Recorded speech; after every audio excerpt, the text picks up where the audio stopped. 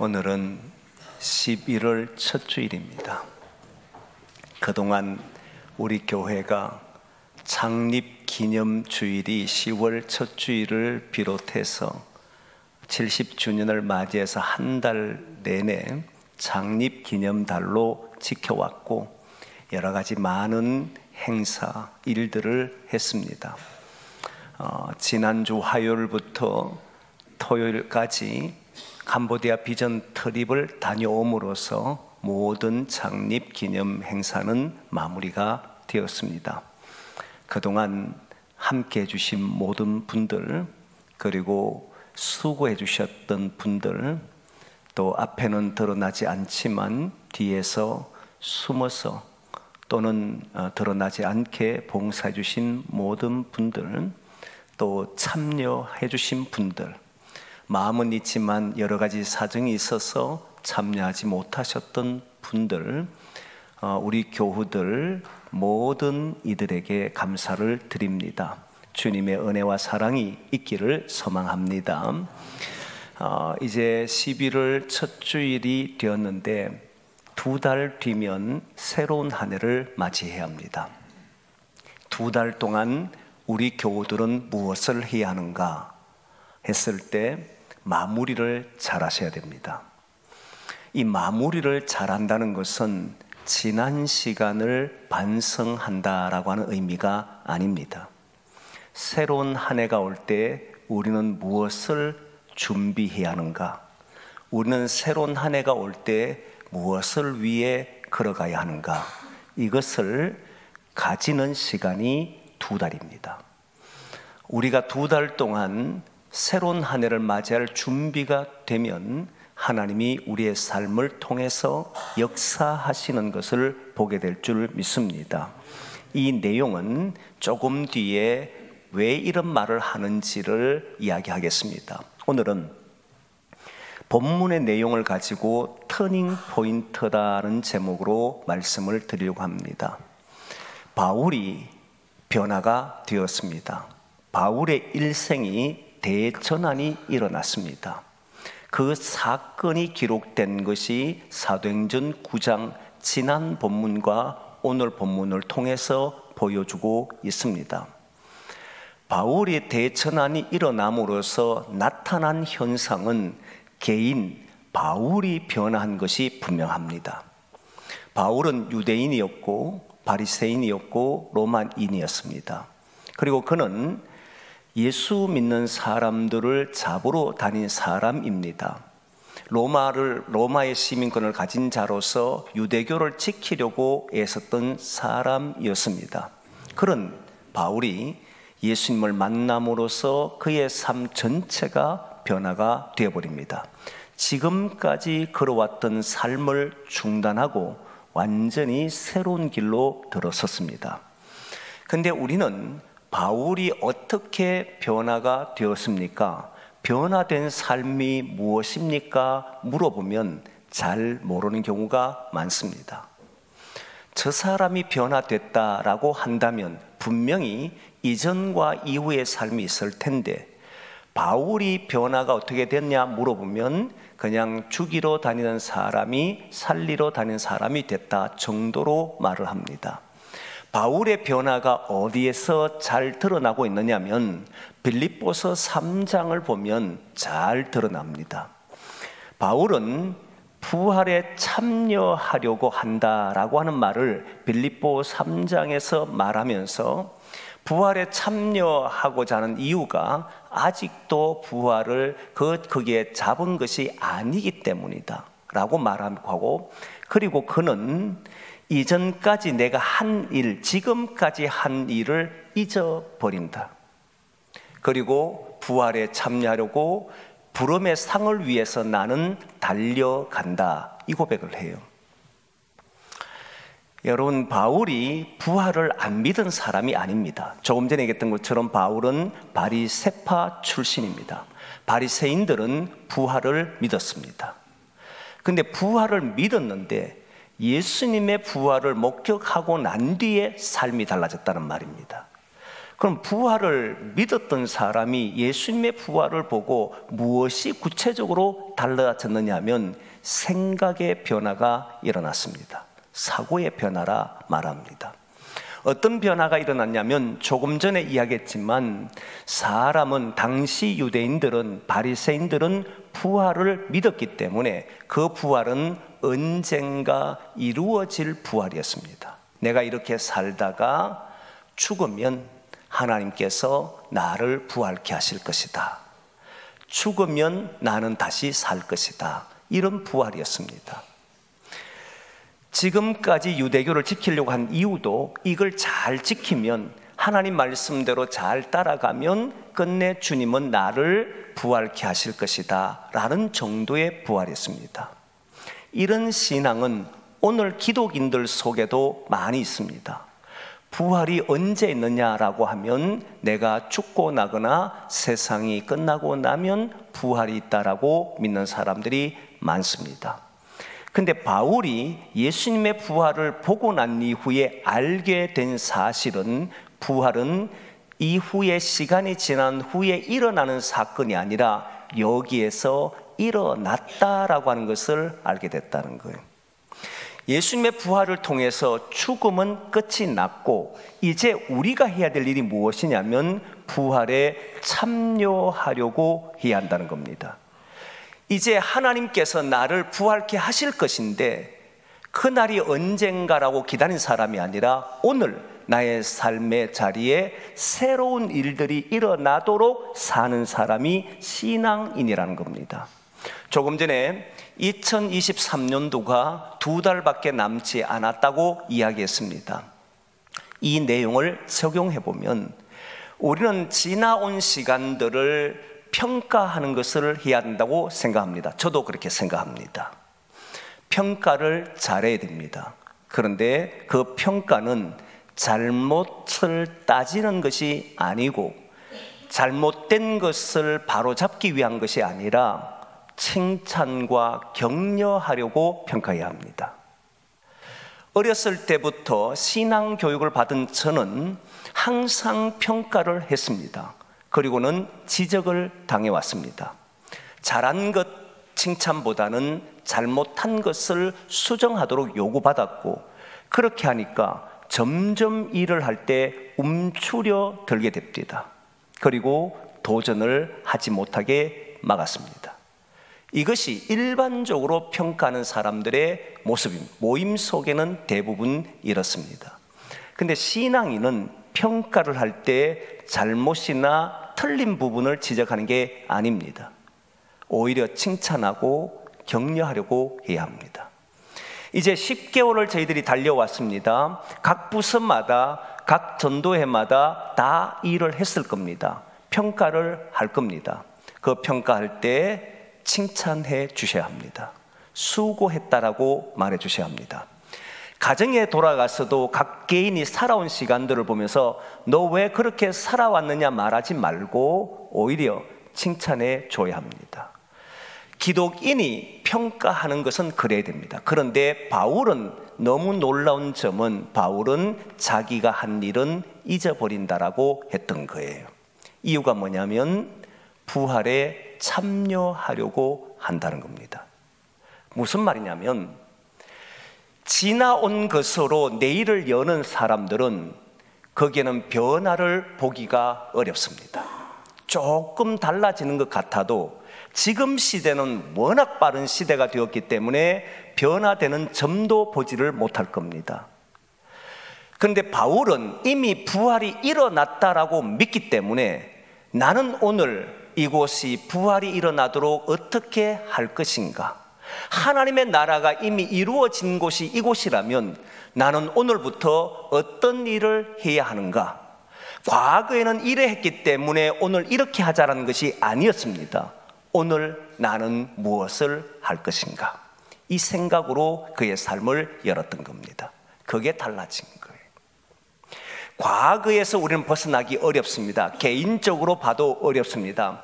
어릴 때부터 자라오면서 받았던 상처, 아픔들을 지우기 어렵습니다. 사람들은 흔적이 남는다지만 아닙니다. 흔적이 남는 것이 아니라 지울 수 없는 것으로 남아 있습니다. 항상 그것이 우리를 괴롭힙니다. 근데 바울은 거기에 얽매이지를 않았다는 사실입니다. 오히려 바울은 오늘 나의 삶에서 하나님의 역사가 어떻게 일어날지, 하나님의 나라가 내게 어떻게 임할지를 생각하고 자기가 지금까지 걸어왔던 모든 삶을 잊어버리고 새로운 것을 해보려고 했다는 사실이, 부활에 참여하려고 했다는 겁니다. 저는 우리 교우들이 그랬으면 좋겠습니다. 우리가 한 일들은 기억할 이유가 없습니다. 어제 일은 어제입니다. 바울은 나는 날마다 죽는다라고 하는 표현을 씁니다. 이 표현은 어디에 나오냐면 고린도전서 15장이라고 하는 부활장에 나옵니다. 이 말은 죽음이라고 하는 단어에 포커스가 있는 게 아니었습니다. 그는 부활에 포커스가 있었던 겁니다.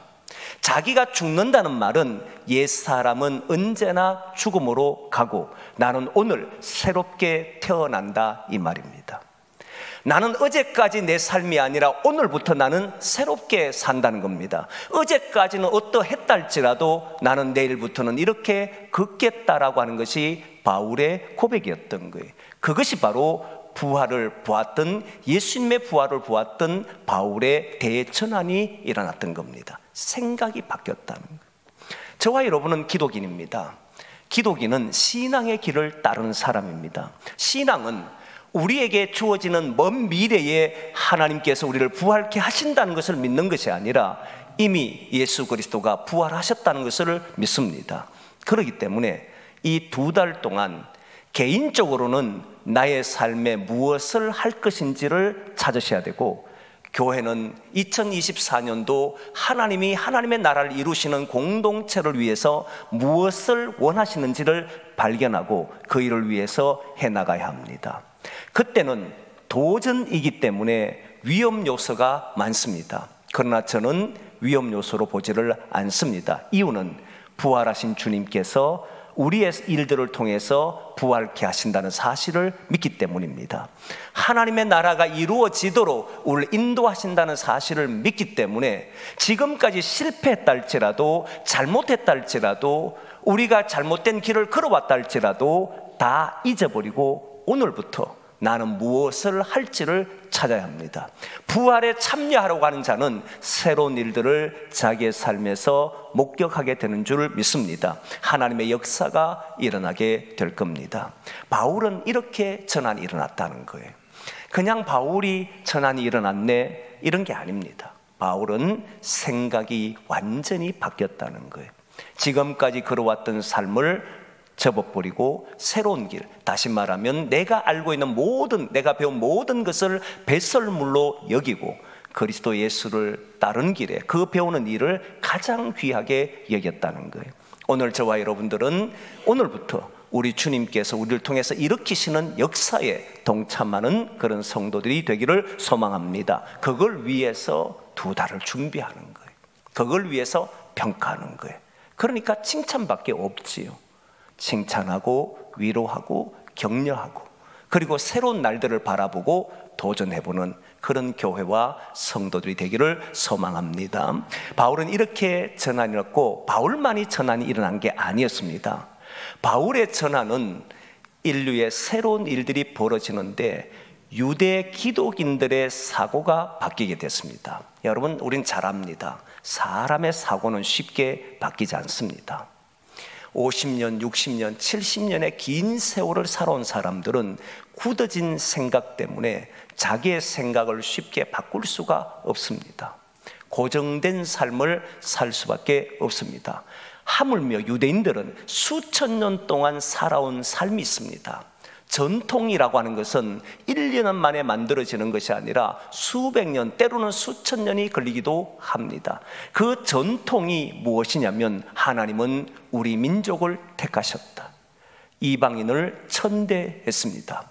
바울의 변화를 통해서 하나님은 깨닫게 해주셨는데, 하나님께서 바울을 통해서 하시고 싶었던 일이 무엇이냐면 이방인과 임금과 그리고 유대 사람들에게 복음을 전하기 위해서 택한 그릇이란 사실을 알게 하셨습니다. 다시 말하면 바울을 통해서 이방인에게까지 복음이 전해지도록 했다는 겁니다. 이 생각은 유대 기독인들의 생각을 바꾸겠다는 거예요. 전에는 저들은 천대받은 민족, 하나님께 버림받은 민족이라 생각했는데 아니다. 저들도 하나님의 사람들이다. 하나님께서 저들을 위하여서 죽으셨노라는 것을, 예수 그리스도를 보내셔서 그 예수님이 죽으셨다는 사실을 그들이 알게 됩니다. 그것이 바로 대전환이 일어났다 하는 것입니다. 그들의 삶의 터닝 포인트가 바로 예수님의 부활을 목격함으로써 이루어졌다는 겁니다. 바울의 이 한 사람을 통해서 이렇게 다른 사람에게까지 영향력을 주었다는 거예요. 저는 우리 교우들이, 저와 여러분들이 예수 믿는 사람으로 오늘 살아갈 때 그저 살아가는 사람이 아니라고 믿습니다. 저와 여러분들이 신앙생활을 하면서 우리 주변에 있는 사람들에게 생각을 바꿔줄 수 있는, 가치를 바꿔줄 수 있는 그런 사람들이 되기를 소망합니다. 이렇게 확장돼 버린 거예요. 근데 오늘 본문을 통해서 그러면 정말 바울은 어떤 이유로 인해서 대전환이 일어났을까? 단순히 이야기하면 예수 그리스도를 만남으로써 대전환이 일어났습니다. 이건 분명한 사실이고 누구도 부인할 수가 없습니다. 예수님을 만나면 사람은 바뀌는 게 맞습니다. 그런데 여러분, 오늘 본문과 지난 본문을 다시 한번 상고해보면 놀랍게도 바울은 예수님의 부활을 만나고 난 뒤에, 목격하고 난 이후에 그는 당황하고 혼란스러웠다는 사실을 보여줍니다. 다메섹으로 가던 도중에 빛을 보게 되고 예수님을 만납니다. 그리고는 눈이 감깁니다. 앞을 보지 못합니다. 그런 바울을 사람들이 데리고 다메섹으로 들어갑니다. 다메섹에 들어가서 그는 3일 동안 먹지도 마시지도 아니하였다라고 말하고, 그가 거기에서 어떤 변화가 있었는지를 일체 말하지 않습니다. 그저 기도하는 중이라고 주님께서 말씀하셨을 뿐입니다. 이 사람은 3일 동안 비늘 같은 것이 눈에 있었고 실제 먹을 수도 없었고 마실 수도 없는 상황이 되었습니다. 이 말은 그도 지금까지 걸어왔던 길과 그리고 내가 만났던 길에 혼란을 겪고 있었다는 것을 보여줍니다. 또한 다메섹에 살던 유대 기독인들조차도 이 사건을 통해서 바울이 전도했을 때 당황했다는 표현이 있습니다. 이런 표현들 모두를 볼 때 사실 바울이 예수님을 만난 것은 분명했고 이 사건을 통해서 변화된 것은 분명했지만 또 다른 뭔가가 있다는 것을 알 수가 있습니다. 그게 오늘 본문이에요. 오늘 본문을 보면 주님께서 아나니아를 찾습니다. 이 아나니아는 대제사장인 아나니아가 아닙니다. 이 아나니아는 다메섹에 살고 있던 아나니아라는 사람입니다. 근데 다메섹에 살고 있는 이 아나니아는 오늘 본문에 처음 등장합니다. 그동안 등장하지를 않았습니다. 근데 이 아나니아를 부르시더니 아나니아야 불렀습니다. 그리고 그에게 하는 말이, 너는 가서 직가라고 하는 거리에 가서 유다 집에 들어가 그 다소 사람 사울을 찾아라. 그리고 그에게 기도하라.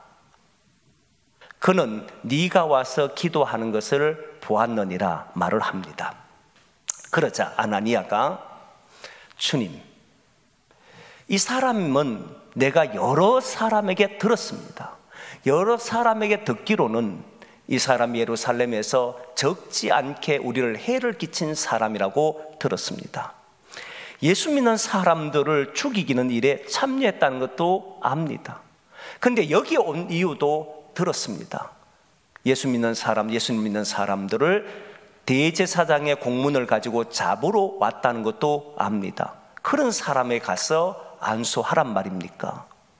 충돌이 일어나는 것 아십니까? 주님께서 아나니아에게 가라고 명하지만 실제 아나니아는 갈 수가 없다는 것을 이야기했습니다. 그러자 주님이 다시 말합니다. 가라.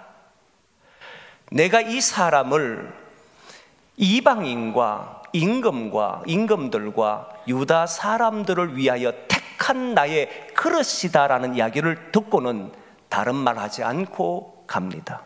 아무 소리 하지 않고 가서 안수기도 하고 그의 눈에 비늘을 벗겨주고 그가 드디어 세례를 받고 이제 음식을 먹고 강건해지는 역사가 일어났습니다. 여러분, 여기에서 바울은 저는 대전환이 일어났다고 생각합니다. 주님을 만난 바울이 어떻게 해야 될지를 모를 때 아나니아라는 사람이 순종함으로 역사가 일어났다는 사실입니다. 저는 여기에 주목을 합니다. 아나니아가 가지 않았다면 저는 다른 사람을 하나님이 보내셨다고 생각합니다. 그렇듯 누구든지 하나님의 손에 잡힌 사람이 가야만, 하나님의 뜻을 아는 사람이 가야만 그 사람이 전환이 되더라는 거예요. 가만히 있어서는 누구도 변하지를 않습니다. 예수님을 만났던 이 바울에게 찾아간 사람이 아나니아입니다. 아나니아가 찾아가게 되는 결정적인 이유가 뭐냐면 하나님의 주님의 뜻을 알았기 때문입니다. 내가 택한 그릇이라고 이방인들과 임금들과 그리고 유다 사람을 위한 나의 택한 그릇이라는 주님의 뜻을 알게 되었을 때 그는 순종하더라는 거예요. 그 말씀이 임함과 내가 해야 될 일이 무엇인지를 아는 것과 동시에 순종이 있을 때 우리의 주변은 변화가 일어나더라, 전환이 되더라는 겁니다. 이게 중요한 거예요. 여러분, 요셉이라고 하는 사람은 17세까지 형들의 잘못을 아버지에게 일러주던 사람입니다. 고자질 하던 사람이에요. 그런데 그의 삶이 변화가 됩니다. 그 변화가 되는 것이 무엇이냐면 꿈이었습니다. 근데 그 꿈은 무엇으로 이해했냐면 하나님이 나를 통해서 만민의 생명을 구원하게 하신다는 뜻을 깨달았습니다. 하나님의 뜻을 깨닫자 행동했던 사람이 요셉입니다. 사람은 하나님이 왜 나를 만드신지를 모르면 행동할 때 자기 멋대로 하게 돼 있습니다. 아나니아는 자기 생각으로는 도저히 바울에 가서 기도해 줄 수 없었습니다. 이 사람은 우리를 헤아려 온 사람이고 실제 유대에 있는 기독인들을 해친 사람이 맞습니다. 그런데 가서 안수하라고 하니 거절할 수밖에 없었습니다. 그런데 그가 하나님의 뜻을 깨달았습니다. 주님의 뜻을 알았습니다. 이방인을 위해서, 임금을 위해서, 유다 사람들을 위해서 택한 나의 그릇이라고 하는 이 뜻을 깨닫게 되니까 그는 일어나서 가더라는 거예요. 내 생각과 달라도, 내 뜻과 달라도 하나님의 뜻을 깨닫게 되자 그는 행동하더라는 겁니다. 이 말씀이 임함과 그의 순종이 한 사람을 대전환을 시켰다는 거예요. 터닝 포인트를 만들어버렸다는 겁니다. 저는 이 점에 주목을 합니다. 사랑하는 성도 여러분, 저와 여러분은 예수 그리스도를 믿는 사람인 줄 믿습니다. 예수 그리스도를 믿는 사람이라고 하는 것은 하나님이 나를 택한 이유가 있다는 겁니다. 하나님이 나를 택한 이유는 인류를 구원하라고 하는 뜻인 줄 믿습니다. 멀리 볼 것이 아니라 저와 여러분들이 있는 곳에 가정에 들어가서 내 자녀들, 내 부모님들, 내 형제들, 그리고 나의 이웃들에게 지금도 고통당하는 슬픔 속에서 그 슬픔을 이기지 못하는 사람들, 고난 속에서도 어떻게 거기에서 일어날지를 모르는 사람들, 괴로움 속에 빠져서 그 괴로움을 견디지 못하는 사람들, 힘에 겨워서 오늘도 살아가기를 포기하려고 하는 사람들, 그들에게 여러분들을 하나님이 보내셨다고 저는 믿습니다. 구원이라는 것을 죽은 이후에 저 먼 미래에 일어날 거라고 생각하지 말고 오늘 우리가 있는 그 처소에서 나의 도움이 필요한 사람, 내가 도와줘야 될 그 사람이 거기에서 일어나는 순간이 바로 구원이라고 본다면 그 일을 위해서 주님은 저와 여러분을 보내셨다고 믿습니다. 그러면 생각이 달라지잖아요. 말 한마디, 그 한마디가 그를 살릴 수도 있고 내 작은 하나의 물질이 그에게 희망을 줄 수도 있고 내 건강이, 내 지혜가 그를 도울 수도 있는 길이잖아요. 그 일을 통해서 그가 거기에서 용기를 얻게 되고 힘을 얻게 되고 새로운 삶을 찾게 된다면 하나님이 저와 여러분을 보내신 사람인 줄을 알게 되는 줄 믿습니다. 여기에 순종을 하셔야 된다는 거예요. 하나님이 나를 택하셨구나, 하나님이 나를 여기에 있게 하셨구나, 그걸 깨닫는다면 우리는 우리의 삶을 통해서 그 일을 하게 되는 줄 믿습니다. 저는 우리 교회가 그래야 된다고 생각합니다. 우리 교회는 어제의 일로 오늘 보는 것이 아니라 부활에 참여하려고, 오늘도 슬픔 속에, 아픔 속에, 눈물 짓는 사람들 속에 힘에 겨워하는 사람들에게, 여러 가지 고통과 신음하고 있는 사람들 속에 교회는 힘이 되어줘야 하고, 그게 구원의 역사가 일어나도록 해야 하고, 하나님 나라가 이루어지도록 할 때 저는 우리 교회의 사명을 감당하는 길이고, 하나님은 거기에서 대전환이 일어날 수 있도록 사람들을 바꾸어 주실 줄 믿습니다. 저와 여러분의 삶이 그러한 일에 쓰임받기를 소망합니다. 이 귀한 일에 저와 여러분의 발걸음이 있기를 소망합니다. 기도하겠습니다.